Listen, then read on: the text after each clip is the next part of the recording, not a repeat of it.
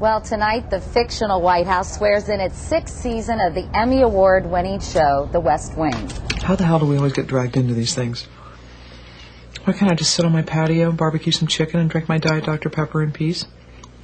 You gonna finish those? Be my guest. You ever look around and think, if we're the ones in charge, this country's in a hell of a lot of trouble? Till I spend time with the other guys. Well, currently, Allison Janney plays White House Press Secretary C.J. Craig, but apparently that will soon change. How are you? I am very well. Thank you for making me feel so comfortable. Well, you know, we figured we have Democracy Plaza here, and we might as well take advantage of our own Oval Office, I right? think we ought to come out here and shoot some episodes. Well, this is fabulous. Tell me a little bit about tonight's premiere, what people can expect. Well, those of you who will be watching it, please, I hope you TiVo the game and watch the West Wing premiere, because... Well, outside New York and Boston, a lot of people will gosh. probably be watching. Yes. It's an incredibly visually stunning episode, the start of some big changes. This is a season of big changes. I can announce this one secret, and that CJ will become the next chief of staff. And let's talk about that, because, well, can we give this away? Because yeah, John Wells said I could give it away. So. Well, Leo has a heart attack. The wonderful John Spencer, his character...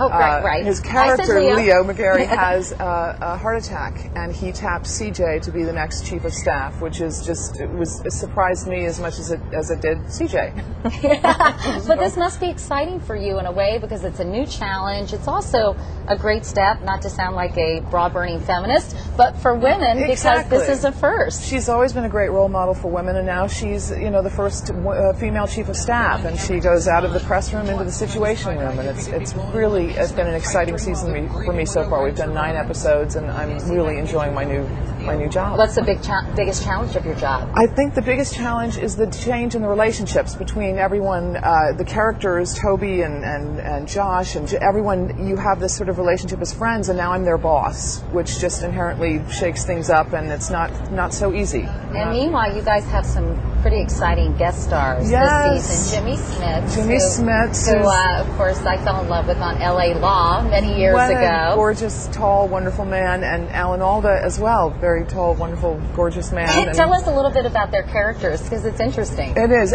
Jimmy Smith is going to be playing he's going to be tapped to be the next Democratic nominee for president. And he's a Democrat from Texas. Yes, I believe you probably know more. No. This is according to my research. Yeah. And Alan Alda is going to be the Republican candidate.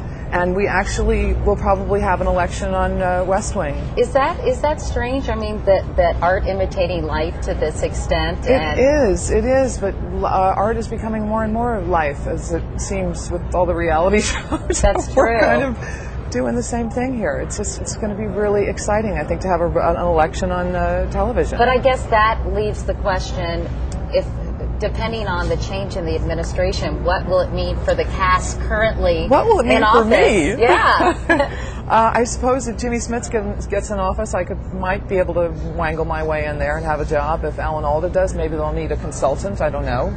Maybe you could turn into a lobbyist I could turn into, that. There's always a possibility, and then there's always the possibility they could go on without us. I don't know. I hope they don't. I know when you took this role, Allison, you said you weren't particularly political. No. That you voted. Yes. And but you weren't that interested in politics and the issues per se. Has that changed for you? I've always had issues I've been interested in, but I've always been disillusioned by the nature of politics and how it never seems like anyone really tells the truth. It's all about campaigning, and I get very frustrated with that, because I always want to know the truth of what people are saying. So I haven't gotten into that part of it, and now I definitely pay attention. Now in my TiVo I have Meet the Press and Crossfire instead of Bewitched and the Brady Bunch. I don't know. Right. I'm totally sort of getting into it more, even though I'm just as disillusioned by it. Is there any issue that you'd like the West Wing to tackle that heretofore it stayed away from? I would like, and they are this season. We are dealing with women's rights and more environmental issues, all the issues that are important to me, of course, and should be to everyone. But and then we do sort of